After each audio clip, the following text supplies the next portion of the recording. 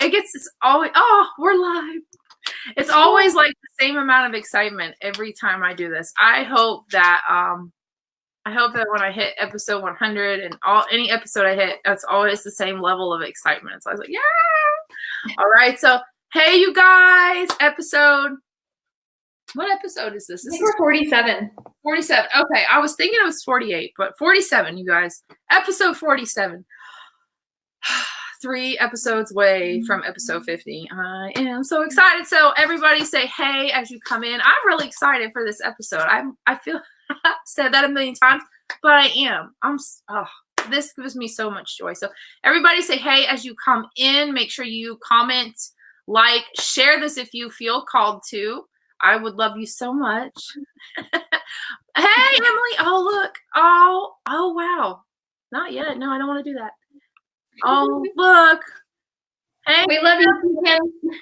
And then Emily says, hey. Oh, hey. Oh, I'm so excited. It's all the other women that have been on the show. I love that. I love that this is what happens with this show is we have all these women that come back. So I think for episode 100, I'm going to have like a big panel of women come on and do the show. We're going to do all the shows together. So, all right, you guys, say hey as you come in. Let me know where you're coming from so we can keep this going. Feel free to ask questions. I want to make sure that I emphasize that you guys can interact as much as possible. So please ask questions. If you have thoughts, put them out there, whatever they are, so that we can create a dialogue in this whole thing. I really want to see a beautiful dialogue created where we're sharing stories and we're really creating that connection. Even though we're not right in front of each other, I want this to feel like we're sitting in each other's living room having this conversation. So without further ado, you guys, hello and welcome to the TUF Woman Table, episode 47. Oh my gosh. So this is a table where I invite some super badass tough women like Jenna here to take a seat and join in on the conversation and share her story, which as always, I'm really excited to hear. I love everybody's stories and everybody's so different, but we are all the same at the same time, if that makes any sense to anybody. So at Tough Woman, I believe that all women have the power within themselves to live life confidently, live life free from fear, confident in who they are, empowered to go out and get that life, whatever that looks like, whatever success is to them.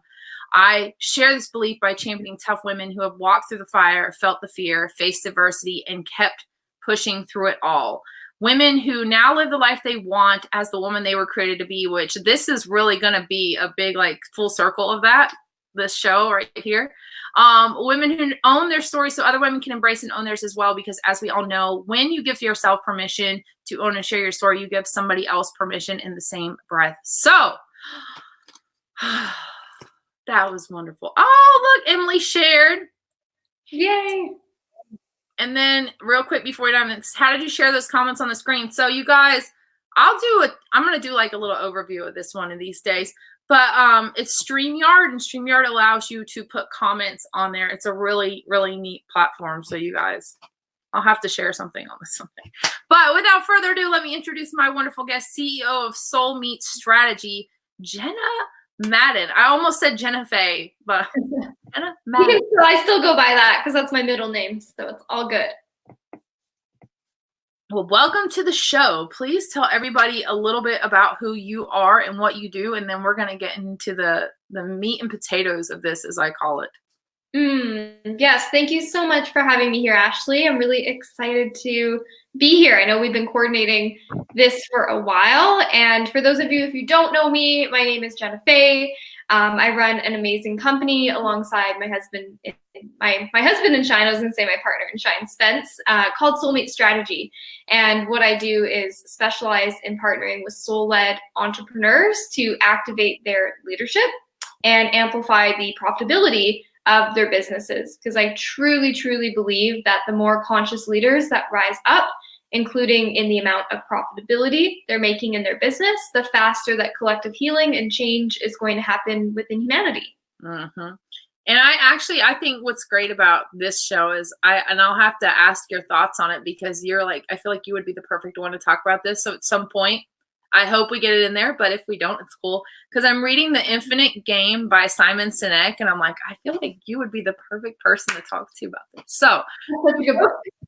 Huh? It's a great book. Oh my gosh. Y'all, before we dive into this, The Infinite Game by Simon Sinek is amazing. If you can get on Audible and listen to him read it, it's like that much better. It's like listening to a very long TED Talk. But all right, so here's the dive of. Tell us the behind the scenes. What got you to where you're at now? Because I know there's definitely a story behind it. So tell us, where did all this start? I feel like there's a few different starting points, but if I think to the first one, that would really be back in 2014, when my life was 120% different. I was 70 pounds heavier. I was in a 7-year relationship with another man at the time where I'd been a stepmom from the age of 17, and it was a really bad, abusive, toxic relationship. I'd done everything I thought I should at that point. So I'd gone to university and taken business. I had then gone into corporate and was working full time at a job that I didn't really like.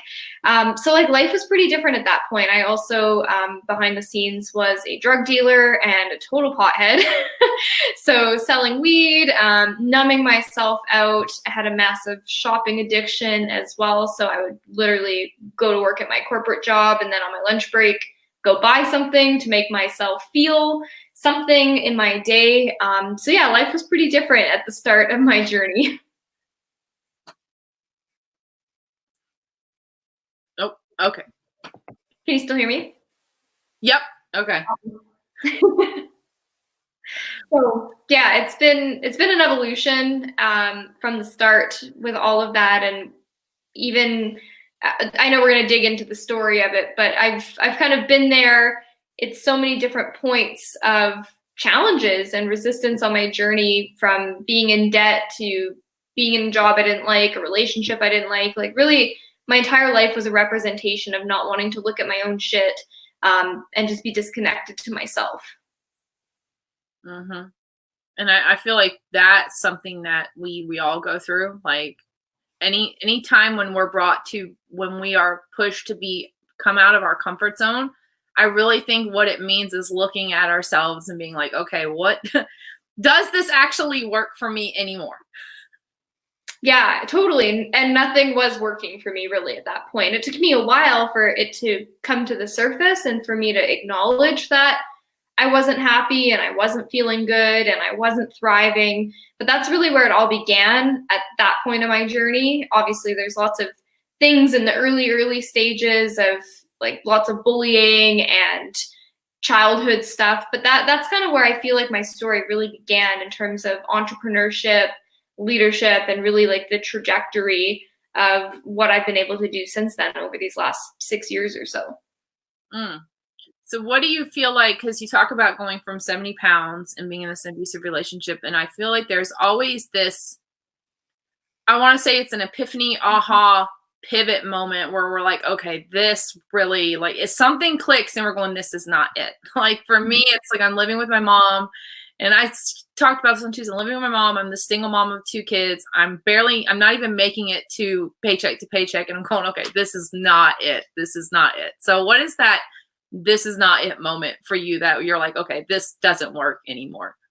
Yeah, I actually have 3. It's funny because they all kind of built up on top of each other. So the first one was regarding my physical health, like with my weight loss. And it started when I was at my corporate job and I had to put stupid dress pants on every day, not hating on dress pants, but it's not my style. And I hated having to put them on every day. So I kept getting heavier and heavier and heavier because I wasn't taking care of myself. And it came to a point where I was trying to like squeeze into my dress pants and couldn't even get them up like over my knees. And I just like hit this like total breaking point with my health where I was like, what am I doing with my life? I just started to realize that something needed to change, which was one of the things that was the ripple effect to everything else. Because from there, I took a total blind chance and signed up with a network marketing company for some health products and hired a personal trainer as well. It was just like, I'm going to dial in my health, see what's possible. It was the first time I ever took a stand like that in my entire life, which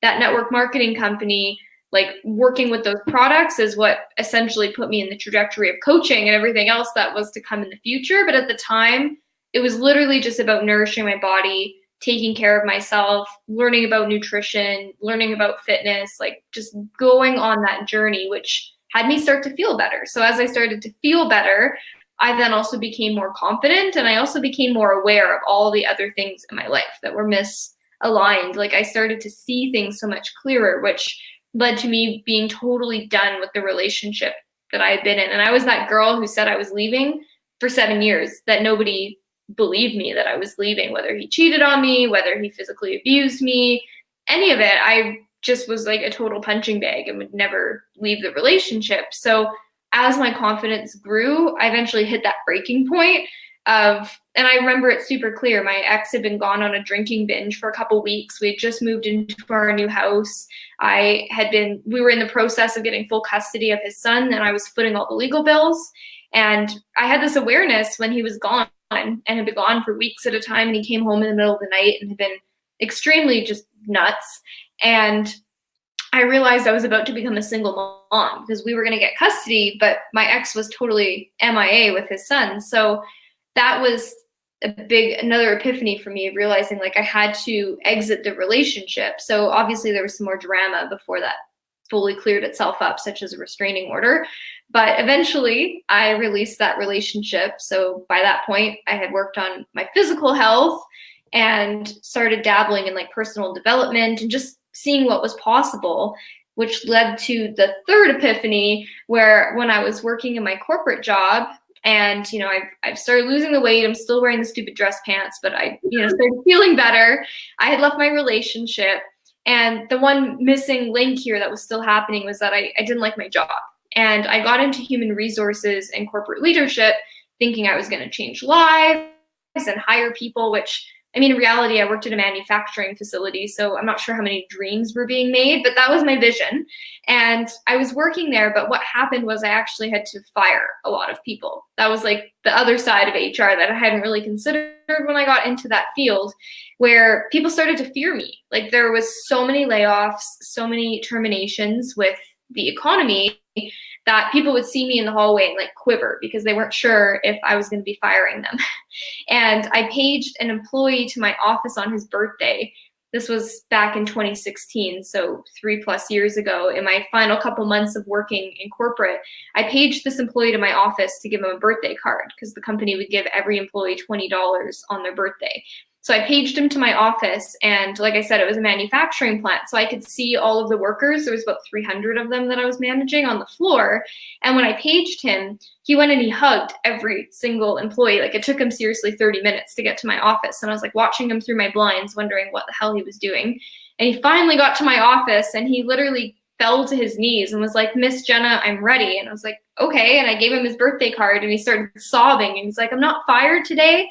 I still can go home and tell my wife I have a job." And I was like, "Yeah, I'm not firing you on your birthday. Like you're all good."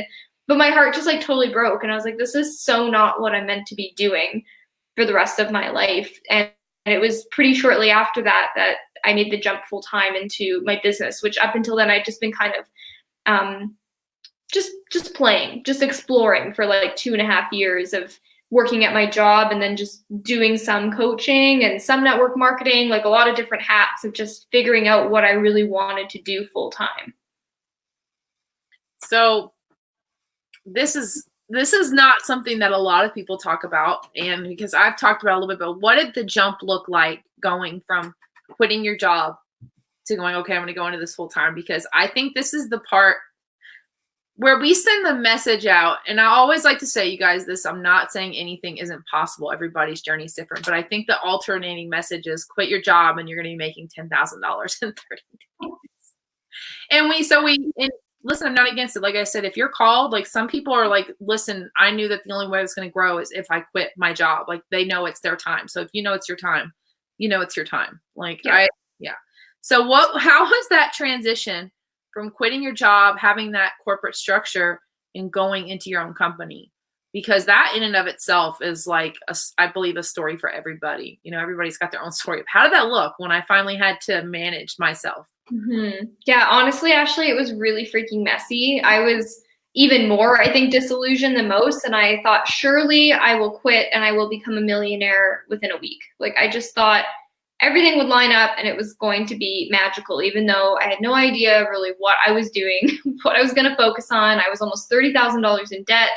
I had no exit strategy, which if you're watching this right now, like Ashley said, like you got to follow what's true to you. But I definitely would recommend at least having some plans in place of how you're exiting, what you're doing next. So I didn't really have any of that at the time. So I did make a little bit of a leap pad jump. So I left my corporate job. I had been doing coaching, like I said, network marketing, and a couple different more healing modality based things, all locally at the time, really not that much online.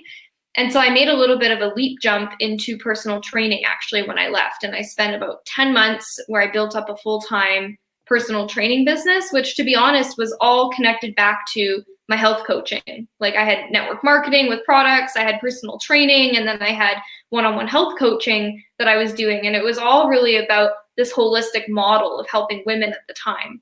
So I was just following like the breadcrumbs. Like I really did not know, but I would follow the breadcrumbs of thinking, okay, personal training seems like a logical next step. And to be honest, I was an awful personal trainer. I helped people have some really amazing results, but in total honesty, biology is not my thing. Like I realized a couple things in personal training that if you don't use it, you lose it. So I was not super passionate and inclined to memorize muscles and things, which obviously a competent personal trainer should be extremely knowledgeable about. So I realized I didn't want to have to keep studying and studying and studying because it wasn't landing and sticking for me long term. And then the other thing that I realized there was that I was still trading time for money, and that the women I was working with who would come into the gym, they needed fitness for sure and movement in their body, but that wasn't actually the real reason why they weren't having results. You know, like people were coming in and saying, Jenna, I am going to Cuba in 17 days and I'd like to lose 25 pounds. So what can we do? And then I'd be like, whoa, listen, Patty, first we need to take a look at why you're in this loop with your health. Like, what have you been doing? What have you been trying? What are you telling yourself? And getting to the root of things where really she just wanted to feel confident to have sex with her husband in their hotel room in Cuba. You know, it had nothing really to do with losing X amount of weight. And I realized my passion was much more on the coaching side of it than it was the actual standing on the gym floor with my clipboard, you know, timing people while they did their sit-ups. So I realized pretty quickly that wasn't my long-term calling either, but it was a great stepping stone. So after the 10 months, I decided to become a full-time digital nomad. Again, still no real plan, hadn't made it big. I was making a couple $1,000s a month between all my different endeavors. But Spencer, my husband, and I decided to start traveling full time. No plan, decided with about 20 days notice that we were going to sell everything and hit the road. But that was like one of the other big catalysts on the journey though, of exiting out of corporate into full-time entrepreneurship, where it kind of finally clicked, where I'm like, I need to get focused. I need to focus on something specific and get really, really good at it, create results for people, and get focused on how I'm actually having like a long-term sustainable business. Because before that, it was all just dabbling, where I was disillusioned and kind of confused, honestly, as to why I wasn't having $10,000 or $100,000 months out of thin air. Yes. It's like, oh my God, why is that not happening? So, so going along this is, okay, I want to hear a little about this story. So what happened when you guys decided to pick up and leave and go into digital nomading? Like, how did that affect the trajectory of everything that it led into? Because I'm always now, especially reading that book, it's like, okay, following, like you said, following the breadcrumbs, taking that next step. How did that bring about the next steps? Because I feel like that's been such a theme for me, is instead of getting caught up in the big heart of it, it's what's the next step for me? Like, okay, well, what's the next step? I've had a couple other epiphanies around that. What was it like walking those next steps and start seeing the things come unfold? Like actually being able and conscious enough to see how it was directing you. Yeah, there was a couple key things with that. One of the big ones was that up until then, I was excited, but I'd never really been forward thinking clearly. You know, I was just taking action, really fast action, which has become a skill set, because before I had been so comfortable being uncomfortable, like in my body, in my relationships, in my work I was doing, that I started to flip the paradigm with all those other changes I had made. That it was interesting because suddenly I was getting uncomfortable if I was stagnant, like if I wasn't growing, if I wasn't changing. I was like, okay, I got to keep moving, got to keep following the breadcrumbs, got to evolve, or otherwise it just felt weird. So when I started to travel full time, one of the key things that I hadn't done up until that point was actually explore like what my mission was and what my vision was, both on a personal level, but also on a business level. And up until then, I had been so caught in my circumstances, whether it was trying to build my team in network marketing and something didn't work, or things that were going on in my relationship, like all these things. I was so caught in the day-to-day that I didn't have a bigger vision that was helping propel me forward. So when we started traveling and going full time for real in the business with all of our intention and focus and resources, it became really apparent the importance of actually having a general idea of where you want to go. And of course, it's evolved so much in these last 3+ years of doing this full time, but it's always been what propelled me forward, was to hold the vision and not get so stuck up in the circumstances, which I feel like is where most people go to and they start spinning their wheels. So that was one of the big things for me. And the other big thing was the awareness that was birthed that our business is a mirror. Like literally, you cannot grow your business more than you grow yourself.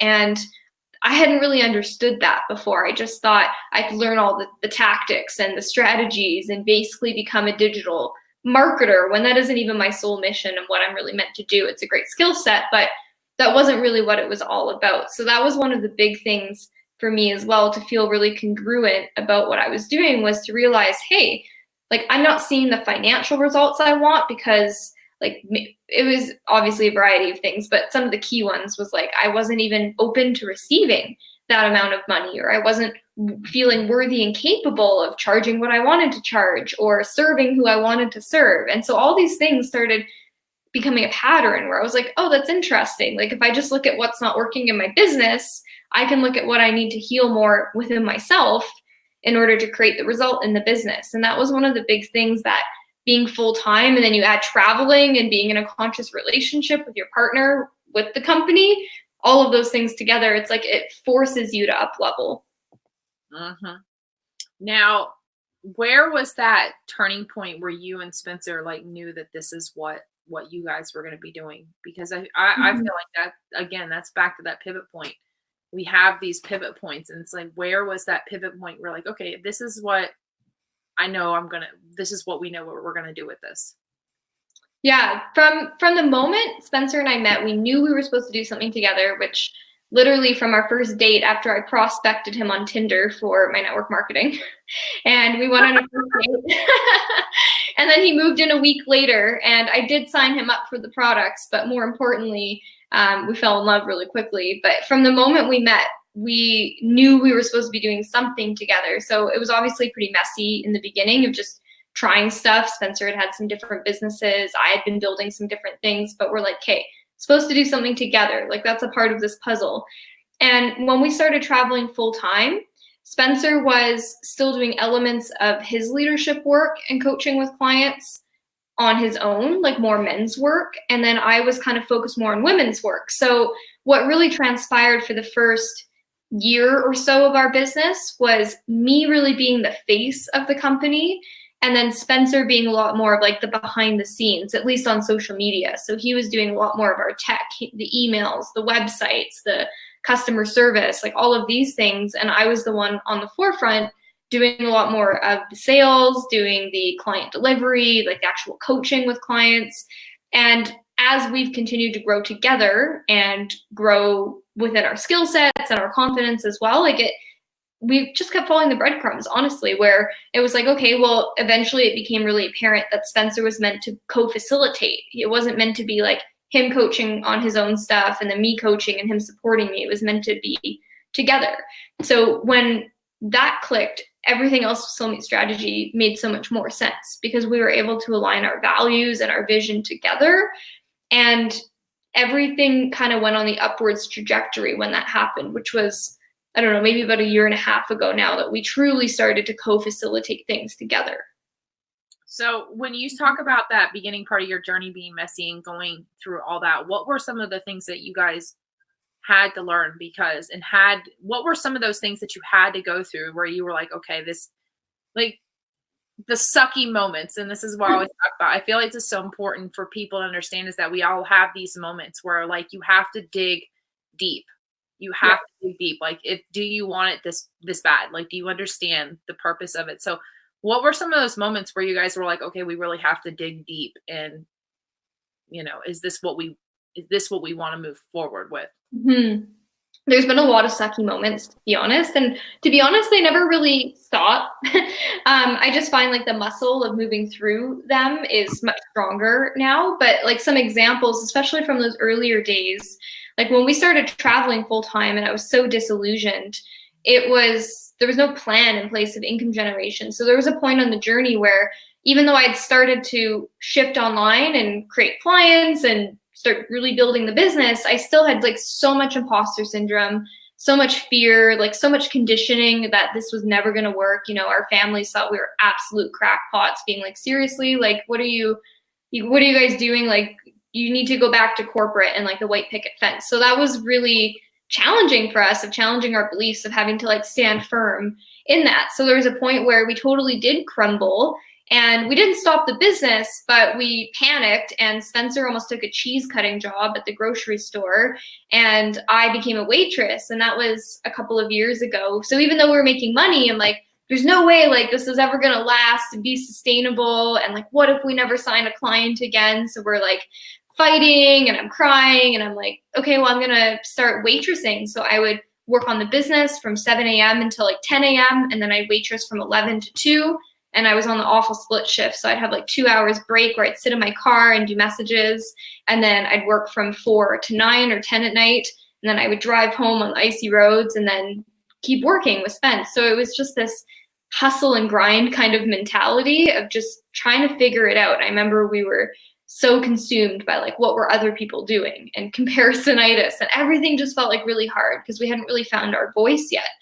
So that was like one of the really sucky times, was both of us kind of going into our default patterning of not believing in ourselves at the time and taking these other jobs and stuff, which eventually we released because we realized that they weren't actually helping, they were hindering. Like, it was bringing in a little bit of income, but the amount of energy that it was depleting us, that it could have been used to generate more money in the business, that's where we had to kind of quit all over again to continue on the business, especially because we were also moving on our travels to our next destination, which leads into some of the other sucky points. Like, even though our travels are not our business, they kind of were. So, and there was also intertwined between everything. So Spencer and I were traveling, we were doing house sitting, we were doing all these different things, and we had some awful experiences, like things where we show up for a house sit, had planned to be there for an entire month, where we'd be like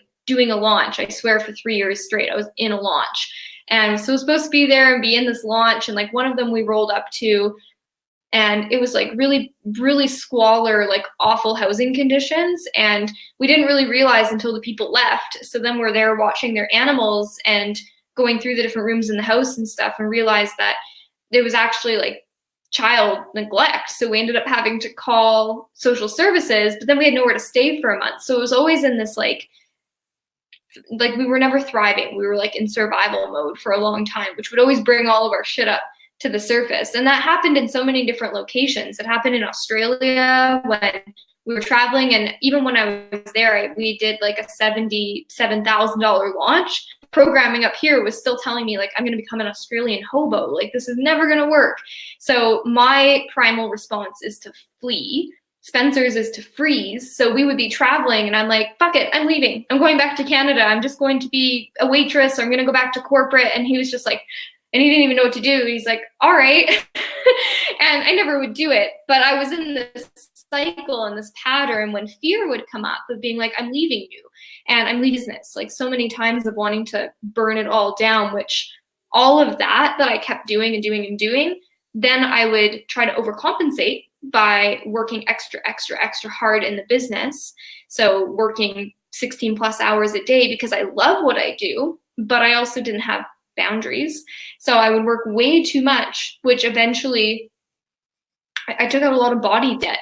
I was overworking and not sleeping enough, which then created adrenal fatigue. So it's so interesting. This is where I talk about your business being a mirror, because these patterns come up where it's like we try to not look at our own shit. So I used to look at everybody else's stuff and take care of everybody else. Then it's like I healed a layer of that, but then I did it again in the later years with my business by not looking at my own self and instead disconnecting and overworking, which ultimately isn't in our highest service or the highest service for our community who we're here to serve either. So there was a lot of sucky times, to say the least, of wanting to burn it all down and doubting why we were even doing it in the first place. Mm-hmm. And it's funny you talk about everything's a mirror. I feel like that's like the mirror of everything that I've felt going through it. So I think I agree with that. I agree with that when you say that everything's a mirror, because it's even the people we talk to end up being mirrors. How often have you come across people who act as mirrors for where you're at and your point in life? Because I really feel like that's something that we neglect to look at. Like when people trigger us, we're like, oh, this person did this to me. And it's like, well, no. So it's like, how often do you feel that you came across people that were that reflection, but were also a source of a breadcrumb for you? Because this is something I feel is so important. It's not just a matter of looking at our surroundings. It's a matter of looking at the people that come into our lives too. 100%. And I mean, the people around us are our greatest of the time. So I've had amazing mentors, amazing influences and people around me. And even the ones who maybe aren't aligned or congruent with my values, or I've had bad experiences with, like, they also propelled me forward as well. And there's been a lot of that, both in terms of our own investments, of working with coaches who overpromised and underdelivered, and then you're questioning, your self-trust and your trust in the industry of investing. So there was a lot of healing and work to be done in that area. And even within ourselves too, of having to face off again with our own stuff. If there was times early on our journey where, we dropped the ball maybe with a client, or there was a pattern for a while early in the business too, of working with people where I would want it more for them than they wanted it for themselves. And so that also came with a lot of lessons as well, of realizing like, oh, well, it's a co-creation when you're working with someone. It's a partnership, whether it's products or coaching or services, like there's still responsibility on the other person to achieve their result. And like the coach or the company, whatever it is, like they have to be all in to help that person get the result too. Because if they're not, like, who else is going to? It's no different than when I was a personal trainer and the person is the one doing the workout. They're equally responsible. But, if I'm not there to guide them and show up to my highest potential as a PT at the time, then what was I even showing up for? So that was a really interesting mirror as well on the journey. So where was that? Because your journey, I feel like your journey has been such an interesting one. Like I've gotten to watch a good part of the last 4 or 5 months, something like 6 months, something like that. Yeah, 6 months. Yeah. And so where was that turning point where you guys took Soul Meat Strategy and you went like full blown with it? Like this is definitely where we're moving towards. This is where we know this is where we're going to help people, because I think another thing we get caught up in entrepreneurism is thinking that instead of looking at what we actually need to provide to help the people, we look at what we want to just like put out there. So where you guys were like, listen, Soul Meat Strategy is going to meet that pain point where we're going to actually help people in the process and also get to do what we love? Yeah, I would say 2018 was the first really all-in year where we actually had clarity of what problems we were solving and who we were genuinely excited and capable of serving. And it showed like everything. Like I think the theme of this episode is about mirrors, because it was a mirror, because when we went all in on that and we had that clarity, then that was reflected because we had our first 6-figure year.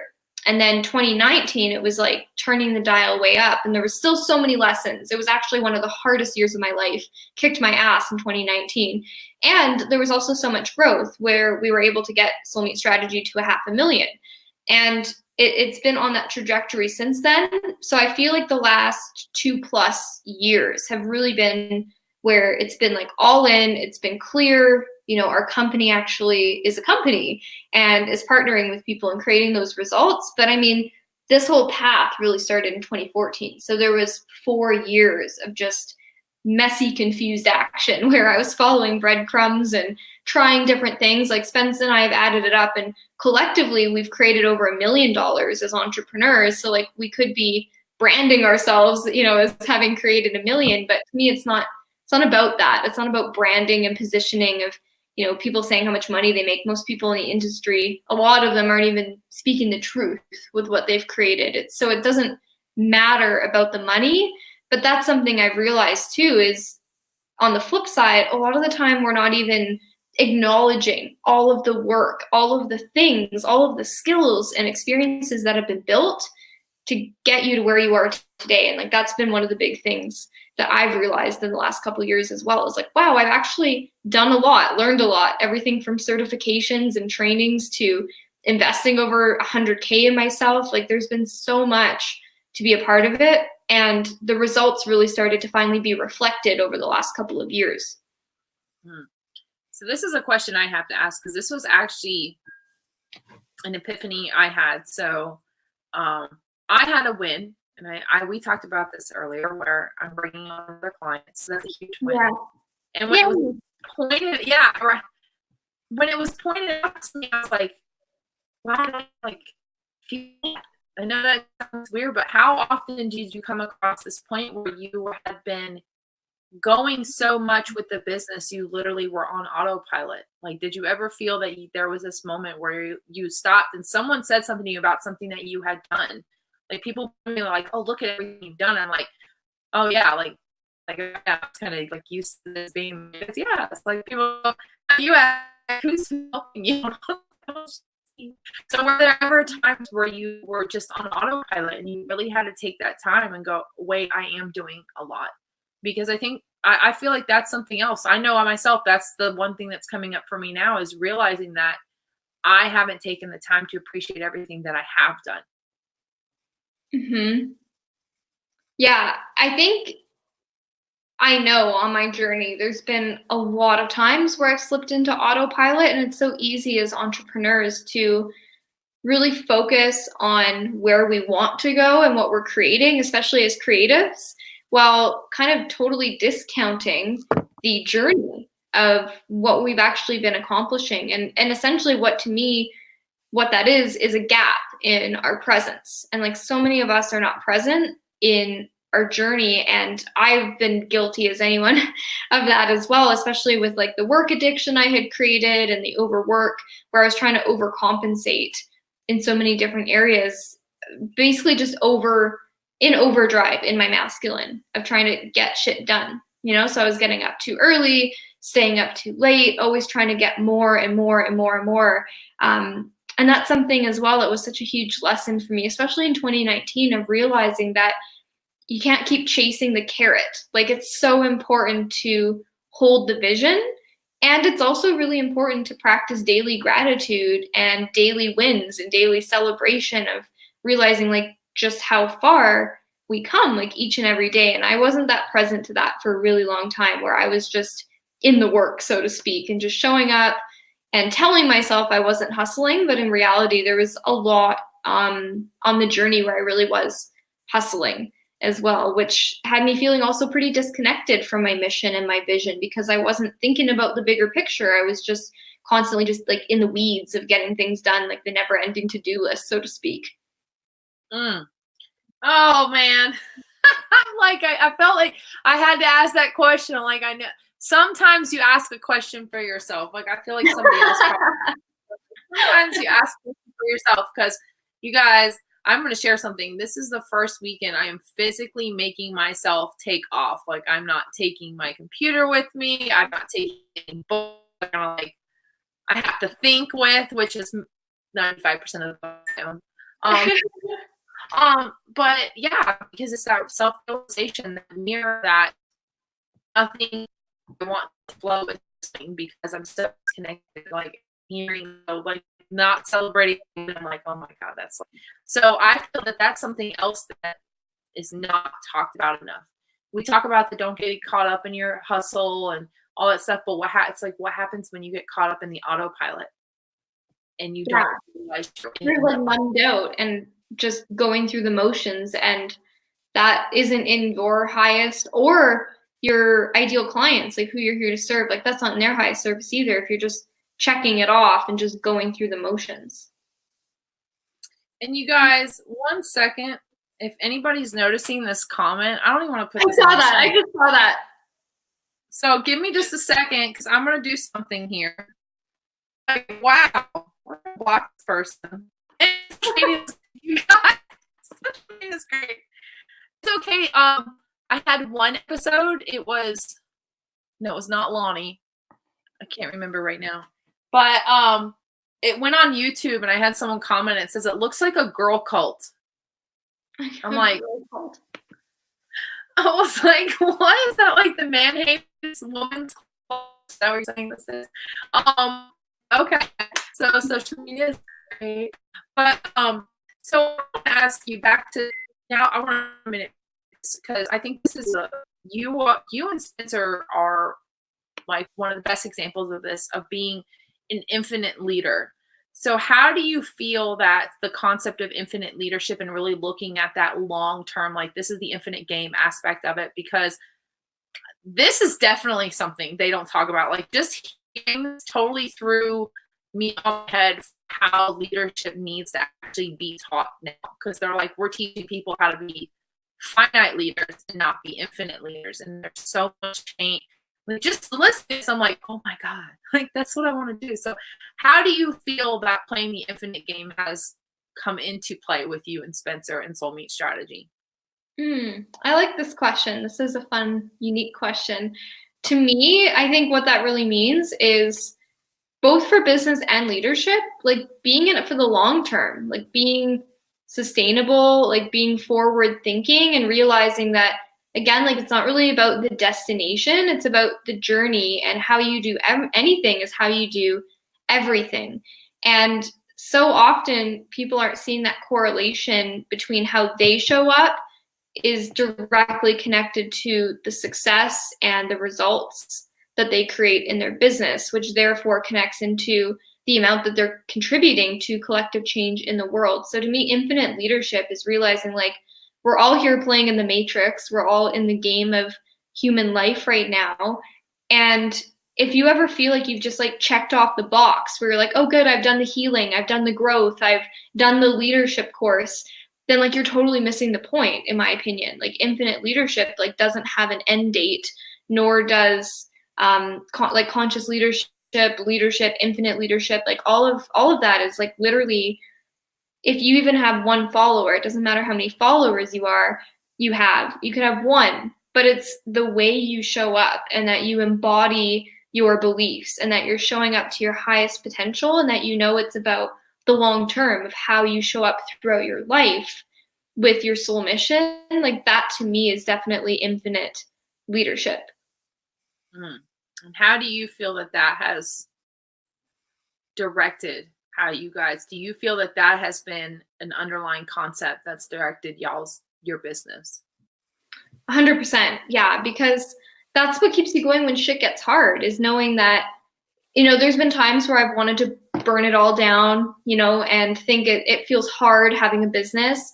And to be honest, like it brings up your shit. Like I said, like you hit a certain milestone in your business. It happened to me when we had our first 10K month, 100K year, multi 6-figure year, like your stuff of worthiness and everything else comes up. And then there's times where you want to kind of burn it all down because it'd be easier to live in the forest or go back to corporate or whatever it is. And in my opinion, if I don't continue to lean into my edge of growth and leadership, I'll probably just have to come back here and do it all over again in some form or fashion. So to me, like that has been like the thing that has kept us going on our journey, even when things get hard, even when resistance comes up, even when roadblocks happen, is just realizing that like the journey and the game like is how you show up every single day, and just showing up to your best capabilities, your best abilities to serve from your heart, help people, and be the most fully expressed version of yourself. So those have been like the key things for, I know for me, for Spencer, with those of us at Soulmate Strategy, of continuing to move forward and realizing like that is the work, is to show up. And Kim says, love that definition of infinite leadership. Kim, oh my God, I swear, like this whole book, I feel like you get certain books in your life that just totally change the trajectory of how you see things. I think the first thing that changed me was like Big Magic by Elizabeth Gilbert.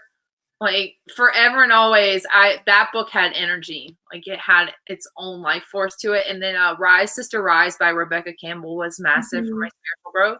So I feel like infinite leadership, because leadership, that's what I want to dedicate.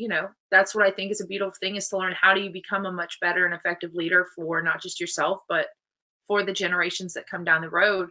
And this book is like one of those books that I think if you're in leadership, you need to read. And then she said, the shit always comes up.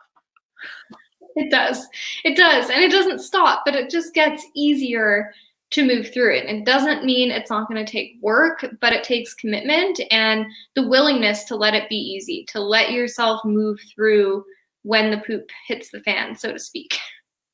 Yes. And make sure you feel it. This was something that came up for me when my daughter went through this stuff, was, and I shared a little bit about this, but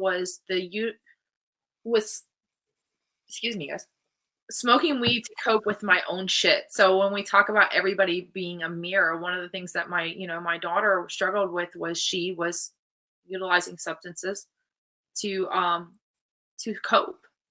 She was utilizing things because she couldn't cope with that. And I was like, oh my God, I'm kind of doing the same thing. So when these things happen, we have that, I believe we're all given that opportunity to go, okay, well, does this work for us anymore? I feel like that's something I say to quite a few people. It's like, hey, is that working for you anymore? Yeah. I think that's one of the biggest aspects of leadership as well, is being open to change, being open to pivots, being open to evolution, because to be honest, most people aren't making the money that they want because their goals don't excite them. Maybe they're holding on to old identities or goals and it doesn't actually excite and stretch them. So therefore they're not showing up in the way that they could be. And also because they either don't want to offend other people or they are kind of offending themselves, like they're scared of saying the wrong thing.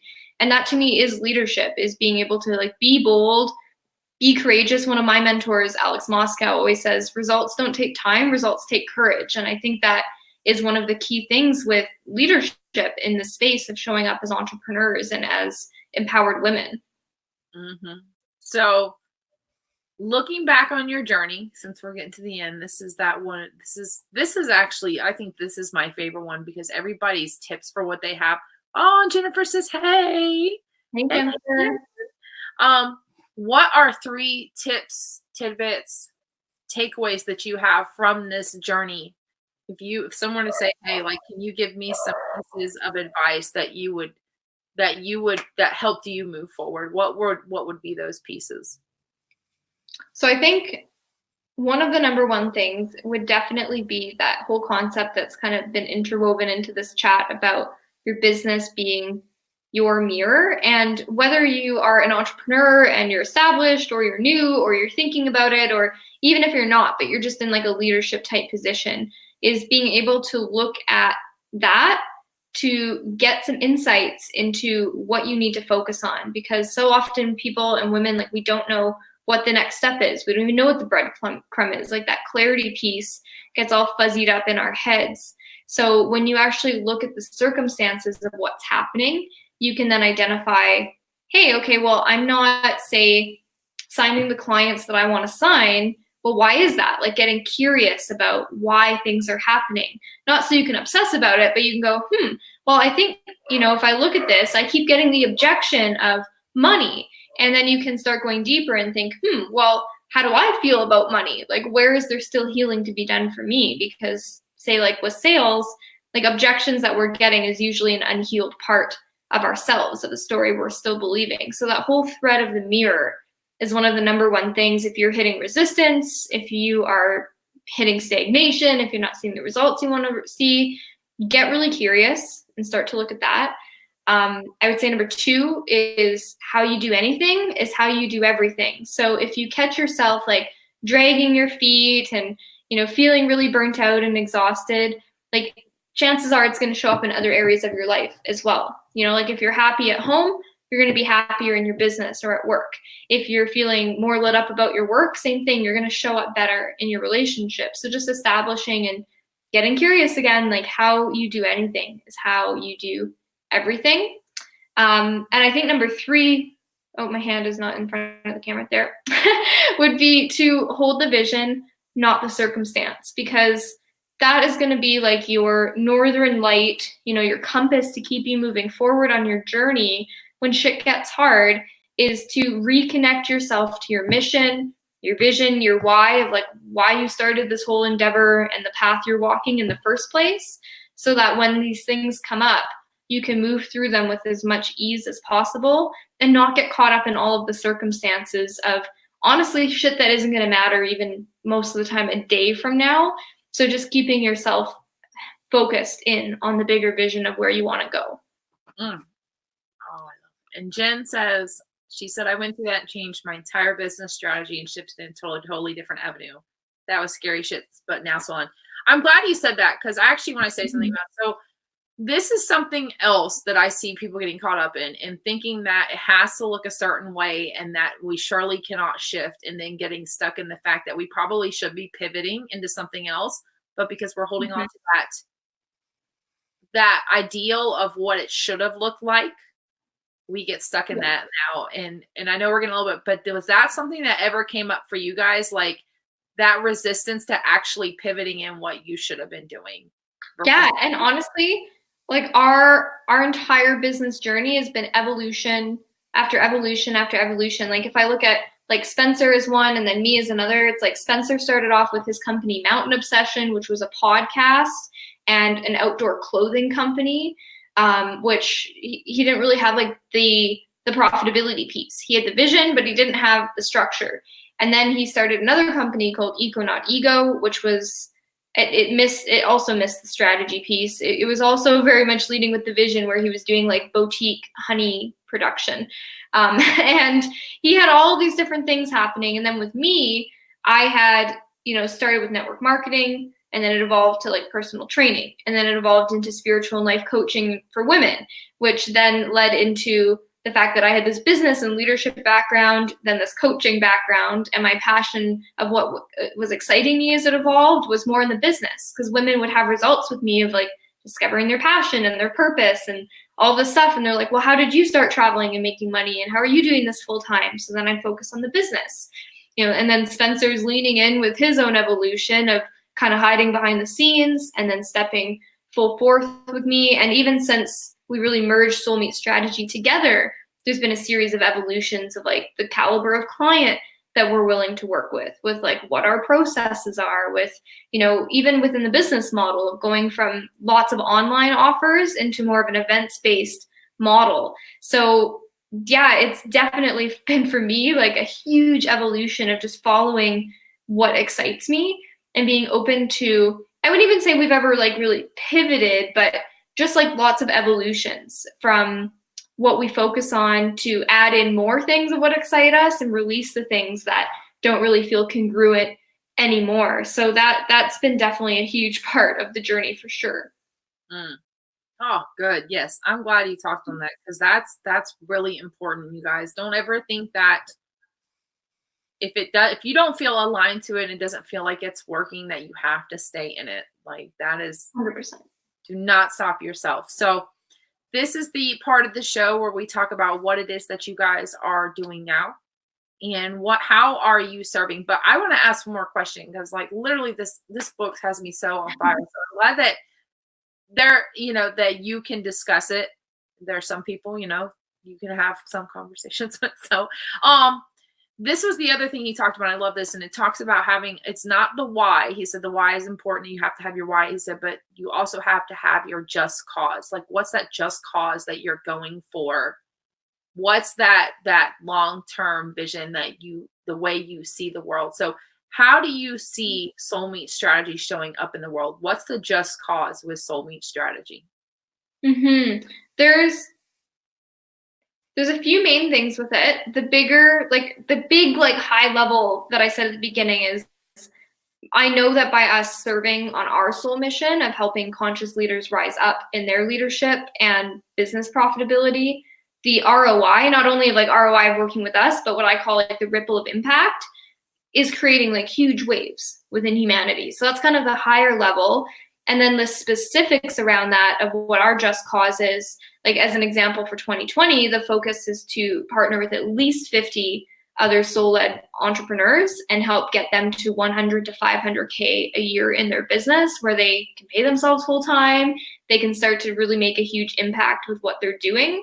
And then collectively, when you add up the math on that, that's adding at least $12 million into the global economy, which again, the ROI of that is huge. And then the other part of our just cause and our mission is that we're creating an eco village, where it will be like a modern day commune of sorts, but for conscious leaders to come together, not only to live, but also to be coming and hosting events and having co-working spaces and places to come and tap into for that kind of community as well. Because I definitely see the trend within humanity of us going back into a little bit more of like smaller communities. You know, people like want that in-person connection, but people are wanting like locally grown food, and they're wanting to learn skill sets that in our generation, most people haven't really learned, of how to, you know, grow plants and take care of their property and plant and grow and do all these things. So to be able to bring some of that actual like in-person skill set outside of just business is a big part of like the vehicle of what this allows us to create for other leaders. That is such an exciting world. I like that, the eco thing, the village. That's awesome. So great show. Angela says, thanks for sharing your insight, ladies. This is always my favorite thing, to have everybody's point of view come in, because I think it's a wonderful thing to see that everybody does have a difference of views. But again, it comes, Kim says, I love the eco retreat vision. It is beautiful. I want to do, I want to do headquarters and wellness center, like out towards Fiji, Bali area, like, and create a retreat space down there. So I love that.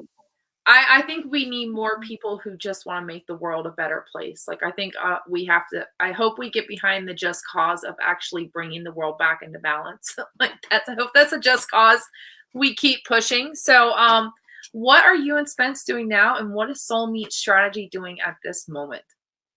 Ooh, I like this question. So what are we doing at this moment? Two key focuses this year for us. Like I said, the mission is to help at least 50 other leaders directly with the actual coaching and transformational work that we're doing with them, scale up to 100 to 500K this year. And then obviously indirectly and within other programs, even more people than that. But that's like the direct focus. And we're doing that both in our Soul Meat Strategy Collective program. That's a 12-month hybrid where we're working in depth with clients in person, one-on-one, group, online, to bring a full experience for that journey. And also our events. Like I mentioned, we're moving more into more events, because usually we just do retreats, but now we're moving into various workshops and conferences, speaking at other people's events. So that's one of the other big things as well, of how we're working with people this year, as well, with Soul Meat Strategy. Oh man. So where can people get a hold of, like, what is the best place to connect with you if people want to connect with you after this? Yeah, I love making new friends. So if you resonated with what we're sharing, would love to have you be a part of our tribe and our community. Best places to get in touch: Instagram. Our handle is Soul Meat Strategy.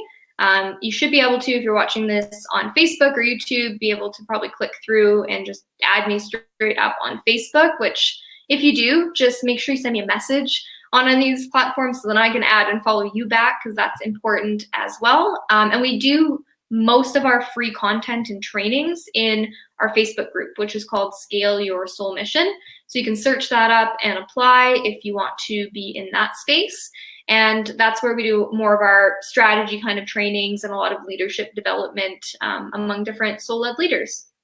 Guys, and I'm part of that group, so definitely go there. You're going to get a tremendous amount of value, like for being for interacting with the group. I don't say for like nothing. Like go in there and interact and be a part of it, but you get a tremendous amount of training. So definitely connect, you guys. And now I want to happily say this since I'm going to celebrate the win. So there are only 4 spots left in the TUF Woman Rising one-to-one coaching program. So I love talking about this because this is my baby, and we talk about evolutions. This is like the beginning. I love having people who are further along come on, because it's always that reminder of, okay, like keep following those breadcrumbs.